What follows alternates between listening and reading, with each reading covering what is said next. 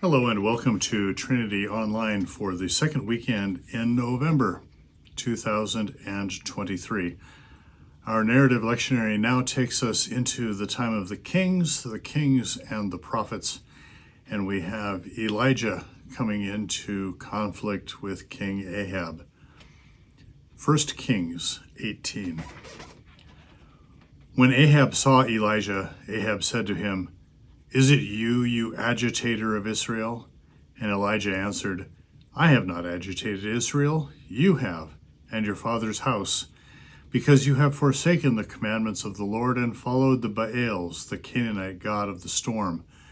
Now therefore have all Israel assemble for me at Mount Carmel, with the 450 prophets of Baal and the 400 prophets of Asherah, the goddess of fertility, who eat at Jezebel's table."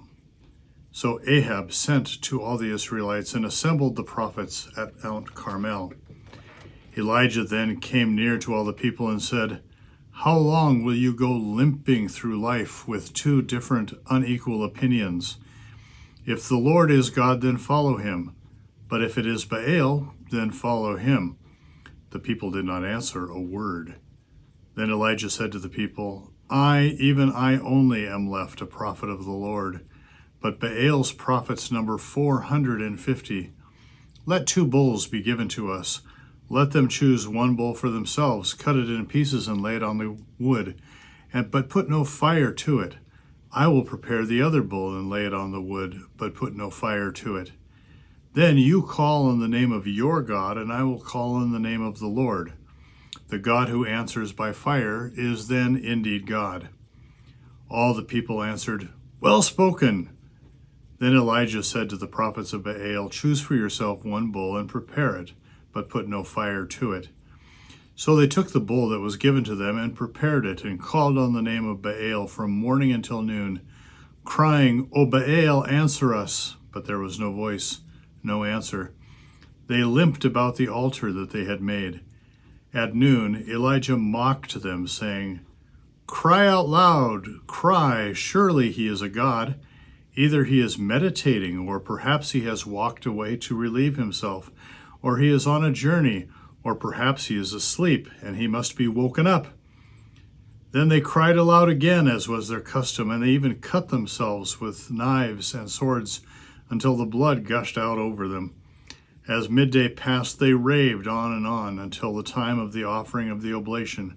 But there was no voice, not a word, no answer, no response.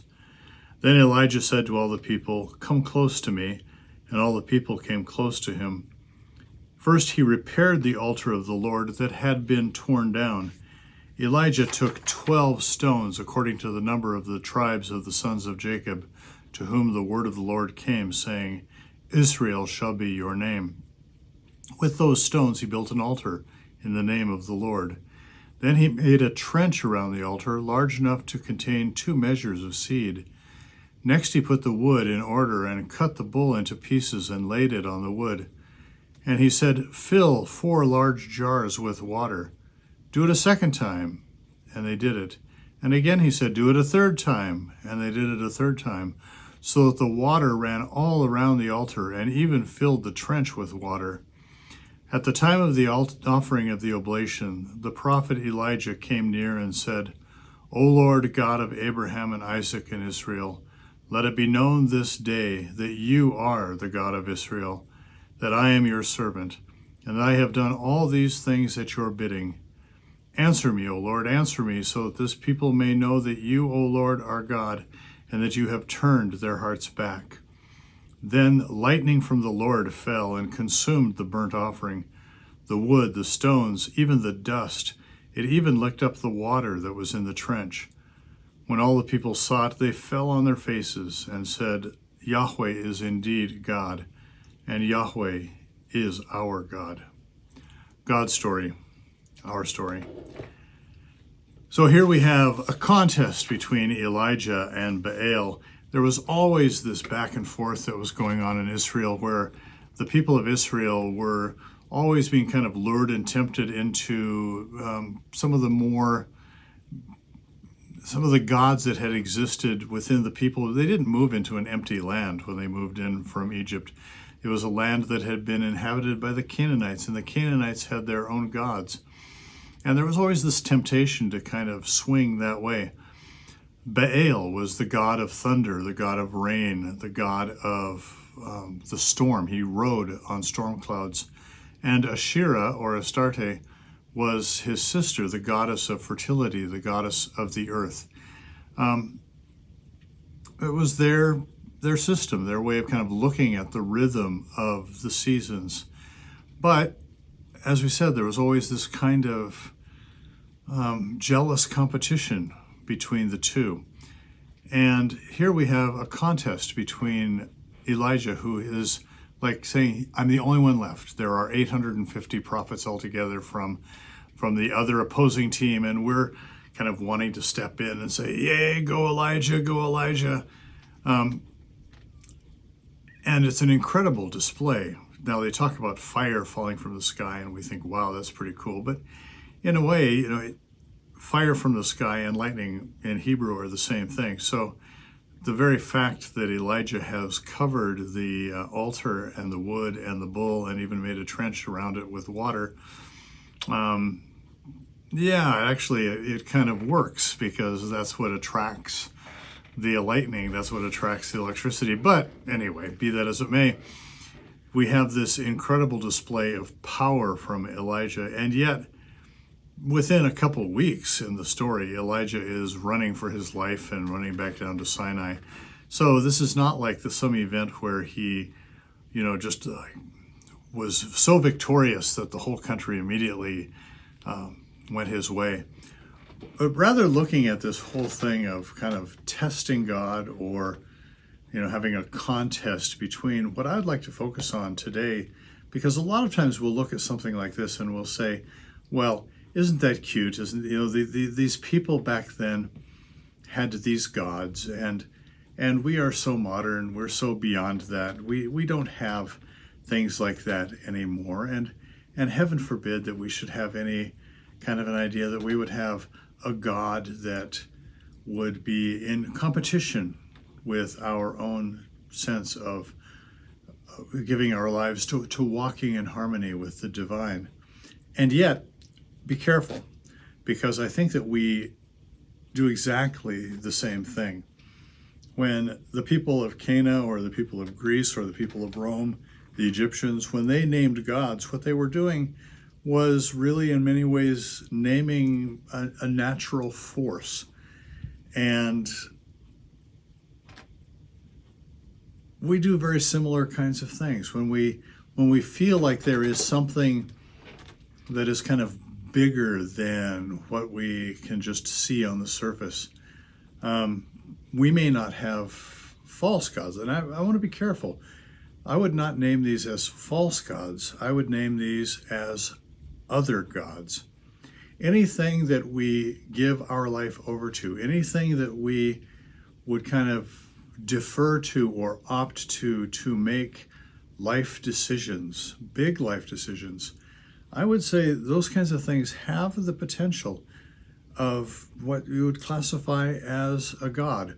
Our ancestors called them Mars and Jupiter and Venus, and they told wonderful stories about them, but we call them things like economics, or hormones, or the GDP, or the military complex, or even the fact that we would use words to name something and then use those words to kind of shift things so that it fits our sensibilities, so that what one group may call terrorists, other people would call security forces. And it can go both ways.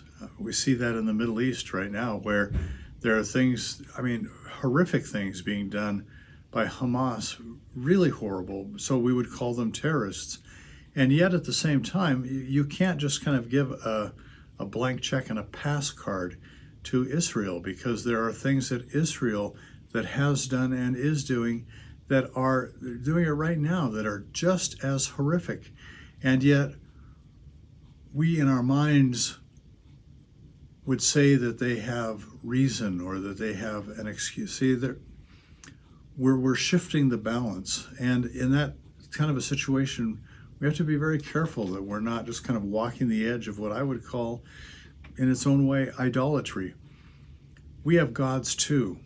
Gods like wealth, the pursuit of wealth, the pursuit of intellect or degrees. Living in a university town, people get very consumed with wanting to learn, and publish or perish, and the whole thing of kind of building up your prestige through doctoral degrees or whatever kind of a degree.